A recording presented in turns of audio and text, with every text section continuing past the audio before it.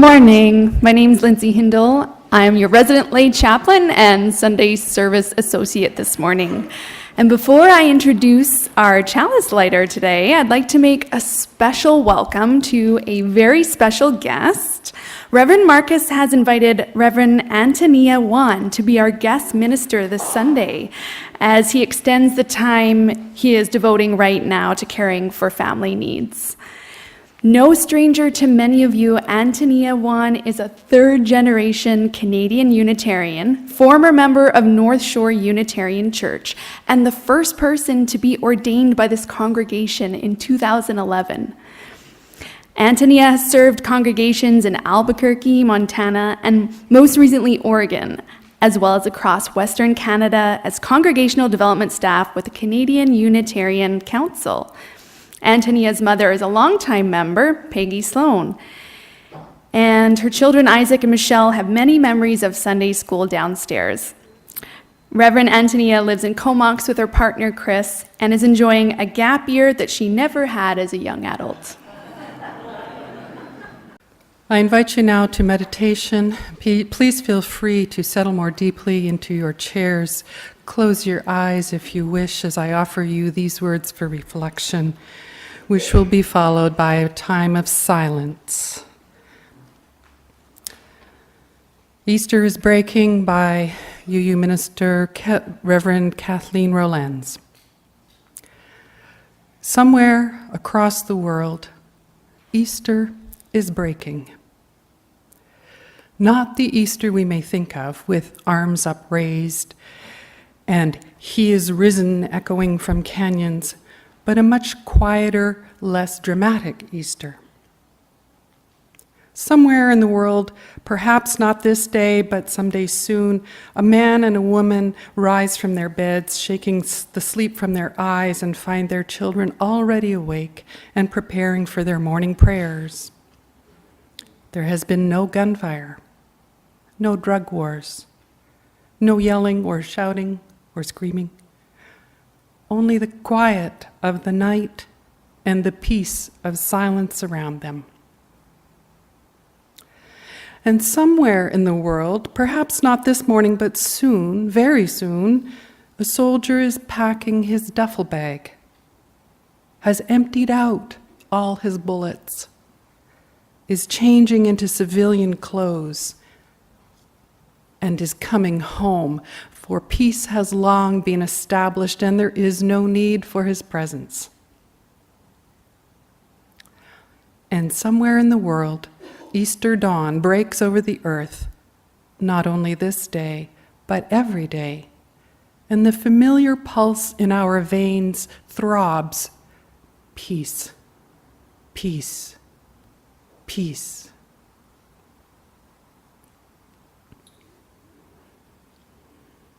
Well, good morning, and thank you for the welcome home. That's what it feels like. My sermon today is called The Inconvenience of Easter, for those of you who may not have seen the memo, because after all, Easter is a bit of a strange holiday for us, right? For those of us who weren't raised in the Christian church, the religious side of Easter is quite a mystery. First of all, you never know when it's going to be. When I researched it, I learned that it's one of several movable feasts of the Christian tradition, and it's determined on a lunisolar calendar. It goes back to 325 CE and the first policy-making conference of Christian leaders called the First Council of Nicaea, where the council made two rules. Well, they made a lot of rules, but they made two rules about the timing of Easter. And first, it had to be independent of the Jewish calendar. Now, of course, the events of Easter week are historically grounded in the Jewish high holy days of Passover. The stories of Easter are set in the events of Passover because those are the facts of the last week of Jesus' life, Jesus being Jewish after all. Severing ties was Christianity's way of growing up and moving out of its Jewish parents' house to find its own way. The second rule was that the date for Easter should apply everywhere in the world. The problem was that these two rules didn't translate into anything useful for actually scheduling the holiday, and it took many centuries and even more controversies to get to what it is today, which, by the way, is the first Sunday after the full moon on or after March 21st, the vernal equinox, though that varies between East and West. Also, the rules didn't anticipate the existence of the southern hemisphere in God's dominion, where the vernal equinox is in September. So, Christianity's most holy day had its umbilical cord to its Jewish parentage cut in order to be bound to the pagan celebration of the earthly phenomenon of the vernal equinox of the northern hemisphere. At least that mystery's solved. Okay, next up is the confusion about bunnies and crucifixes. When I was a child, my family lived in Quebec. And spring in Quebec is as fleeting as possible as the temperatures rise suddenly, causing all the plants to explode back into life and bloom all at once, giving way to summer in no time. Growing up in a Unitarian family, my early understanding of Easter had everything to do with this sudden release of life energy in the renewed presence of the sun. Fertility and birth and new life and exuberance. And there was that giddiness that overpowered all sorrows and grudges and the vestiges of winter with radiance and abundance and vitality and hormones. And it was around the time that I began to doubt Santa Claus that I also sensed that Easter was a little more complicated than I'd been exposed to. I felt a dissonance around me that I didn't quite understand. Now, Quebec is traditionally Catholic and was more so when I was a child, just last decade, than it is today. I knew Easter was an important religious holiday that focused on the crucifixion and the resurrection of Jesus, and that the churches were packed on Easter Sunday. And I puzzled at the clusters of somber churchgoers on the steps after Easter Mass, trying in my mind to reconcile painted eggs and bunnies with baskets of chocolate and flowers abundance with the awfulness of persecution and betrayal and the dark mystery of resurrection. That reconciliation hasn't come. The juxtaposition of Jesus and the Easter Bunny is odd, even a little uncomfortable. On one hand, to ignore the Christian story altogether leaves one with a happy, happy holiday without much substance. On the other hand, the belief central to Easter and Christianity that Christ died for our sins is as alien to me as voodoo was to my straight-laced atheist grandmother. And I'm not alone. Despite our commitment to freedom of religious belief, this belief that Christ died for humanity's sins in perpetuity, which is called substitutionary atonement, is unpopular in Unitarian Universalist circles, along with a few other Easter-related doctrines. First of all, let's talk about sin.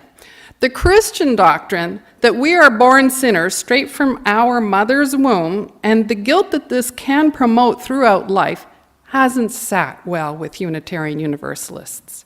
It's a theology that many people felt oppressed their life energy and passion, and that over the centuries our churches and fellowships have been refuge and respite from.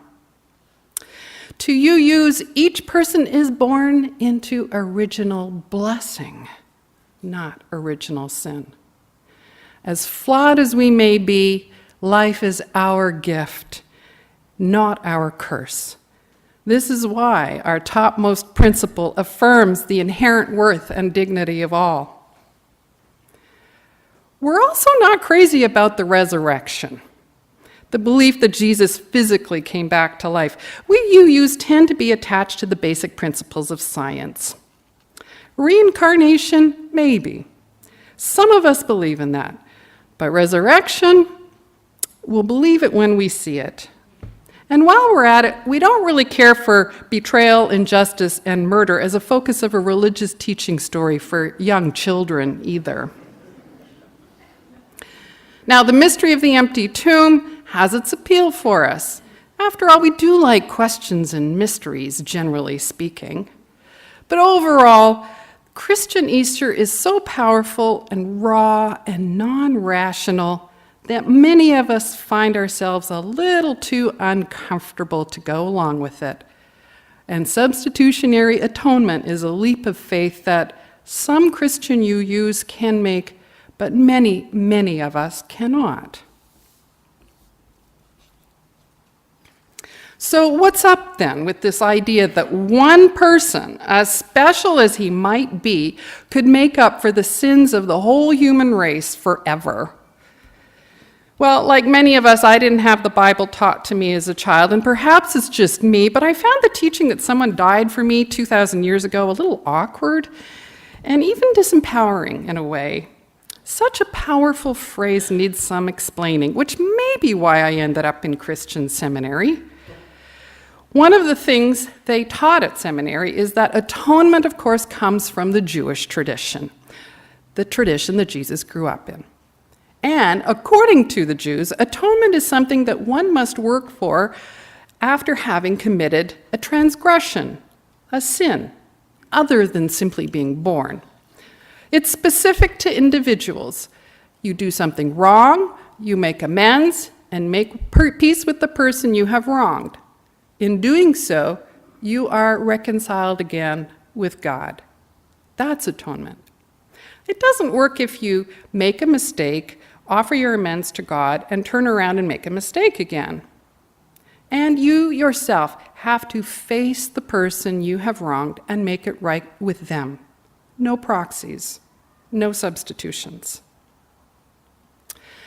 Now, as it turns out, the verses in the New Testament that use the phrase "Christ died for our sins" are few. And they are ascribed to St. Peter, the most trusted of the 12 disciples. Peter was a fisherman who was chosen and ordained by Jesus himself. And he was there on the scene at some very key spiritual moments that only a few witnessed. And Peter spoke often of his deep commitment to Jesus. And he's quoted by both Mark and Matthew as saying to Jesus, "Even if I have to die with you, I will never disown you," or something close to that. And yet, when it became clear things were headed south for Jesus in a big way during that historical Passover week, Peter, his closest ally, bailed. When Jesus was arrested and ultimately crucified, Peter repeatedly denied any knowledge of his teacher and compatriot. As one scholar says, he was an unlikely symbol of stability. And while he was one of the first disciples, he is also the exemplar of little faith. Now, I say that the phrase "Christ died for our sins" is ascribed to Peter. One of the gifts of the era that we live in is that we have the benefit of so much science and so many research tools, and there's quite a lot we know about the biblical texts. Centuries of exegetical study continue today, filling entire libraries. There is impressive scholarly research into the tapestry of writings that make up the Bible, and especially the New Testament.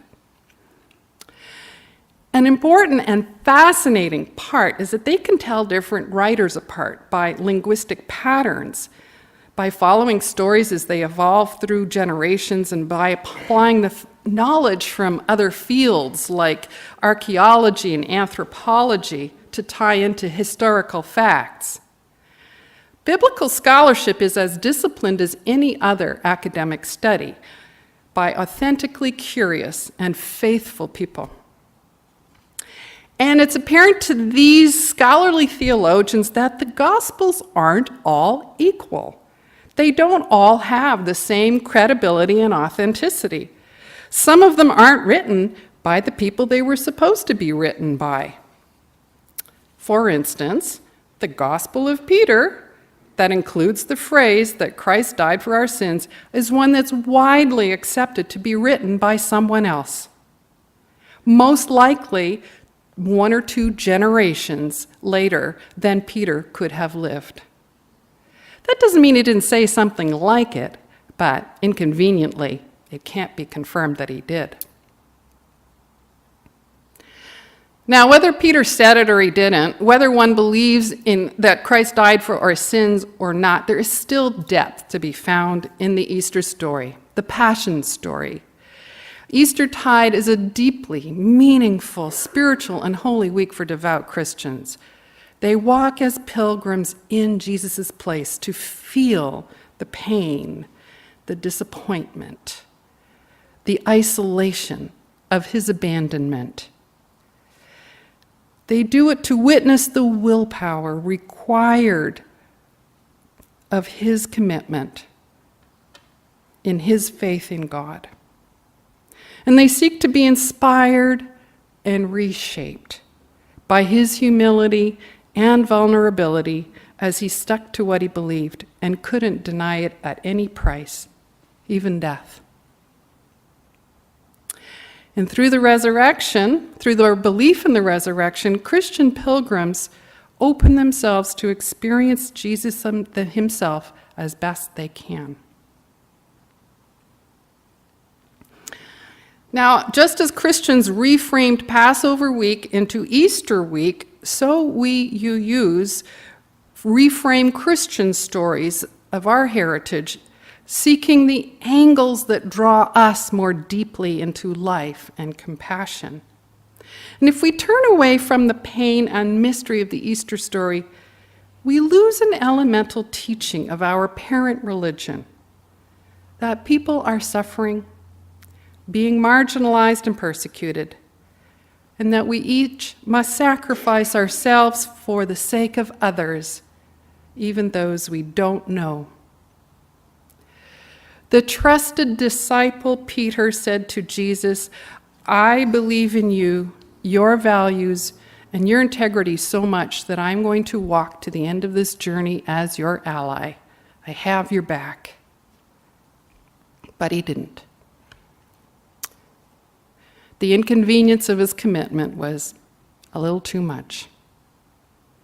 And it was after he betrayed Jesus that he saw how his weakness furthered the cause of Jesus' enemies by isolating and demonizing the man.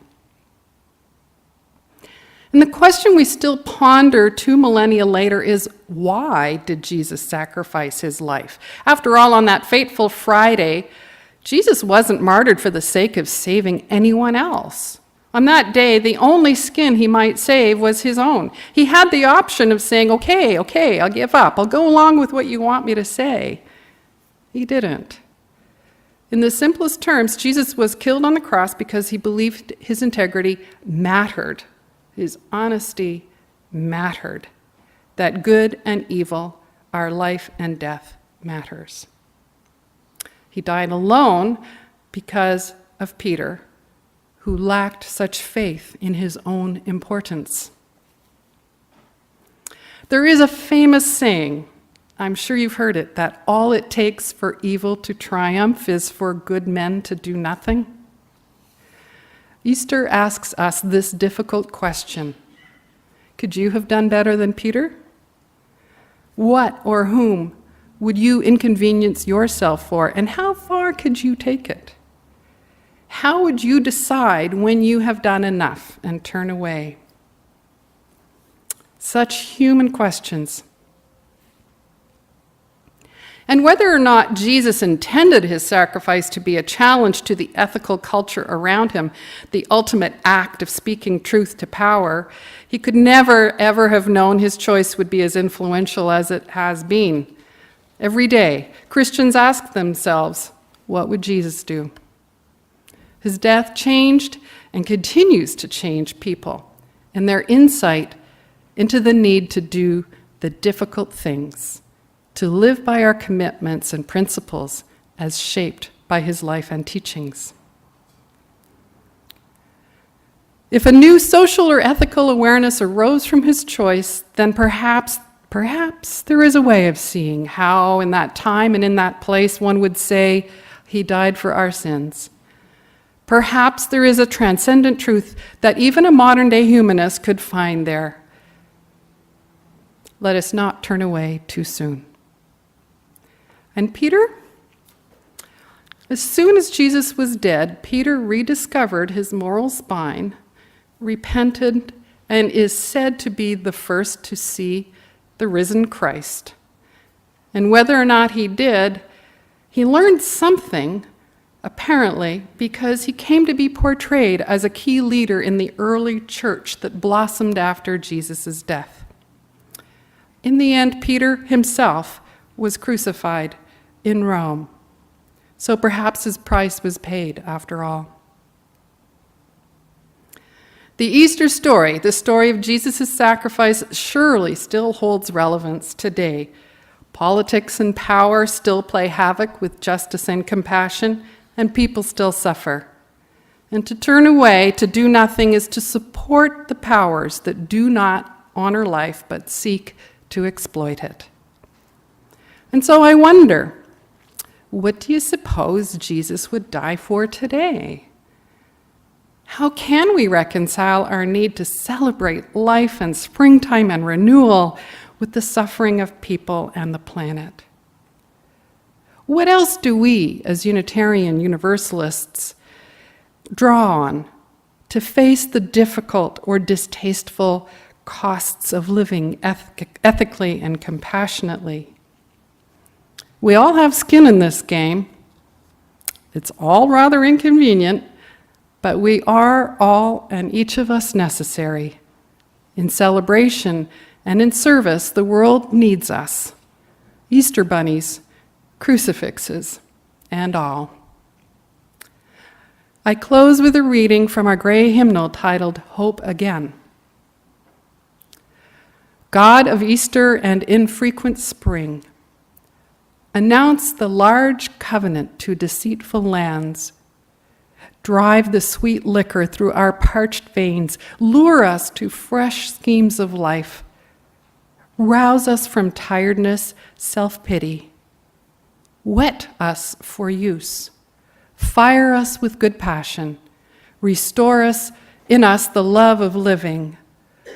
Bind us to fear and hope again. Blessed be.